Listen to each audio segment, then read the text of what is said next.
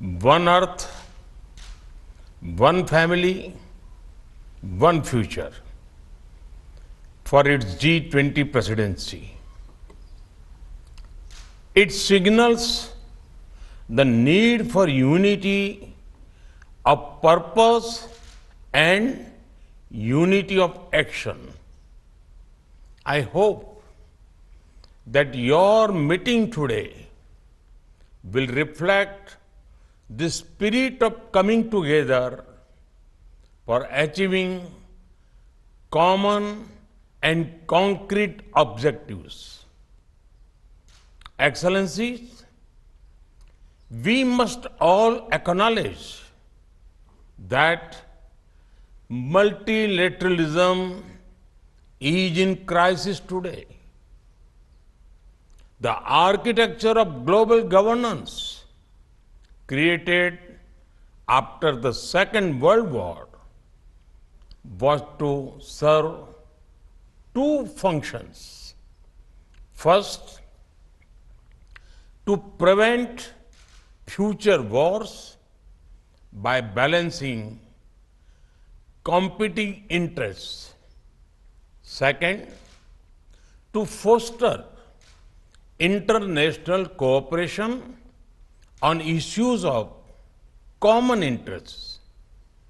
The experience of the last few years, financial crisis, climate change, pandemic, terrorism, and wars clearly shows that global governance has failed in both its mandates. We must also admit that the tragic consequences of this failure are being faced most of all by the developing countries. After years of progress, we are at risk today of moving back on the sustainable development goals.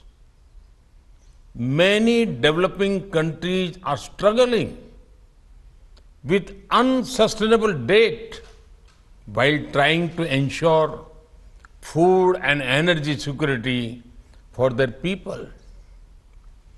They are also the ones most affected by global warming caused by richer countries. This is why India's G20 presidency has tried to give a voice to the global south. No group can claim global leadership without listening to those most affected by its decisions. Excellencies, you are meeting at a time of deep global divisions. As Foreign Minister, it is but natural that your discussions are affected by the geopolitical tensions of the day. We all have our positions and our perspectives on how this tension should be resolved. However, at the leading economies of the world, we also have a responsibility toward those who are not in this room. The world looks upon the G20 to ease the challenges of growth, development, economic resilience, disaster resilience, financial stability, transnational crime, corruption, terrorism, and food and energy security. In all these areas, the G20 has capacity to build consensus and deliver concrete results.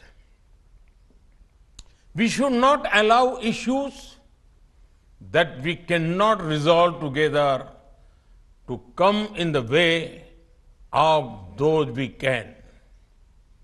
As you meet in the land of Gandhi and the Buddha, I pray that you will draw inspiration from India's civilizational ethos to focus not on what divides us, but on what unites us. Excellencies, in recent times, we have seen the most disastrous pandemic of a century. We have witnessed thousands of lives lost in natural disasters. We have seen global supply chains break down during times of stress. We have seen stable economies suddenly overwhelmed by debt and financial crisis. These experiences clearly show the need for resilience in our societies, in our economies, in our healthcare systems, and in our infrastructure. The G20 has a critical role to play in finding the right balance between growth and efficiency on one hand and resilience on the other. We can reach this balance more easily by working together. That is why your meeting is important. I have full trust in your collective wisdom and ability. I am sure that today's meeting will be ambitious, inclusive, action-oriented, and will rise above differences. I thank you and wish you all the best for a productive meeting.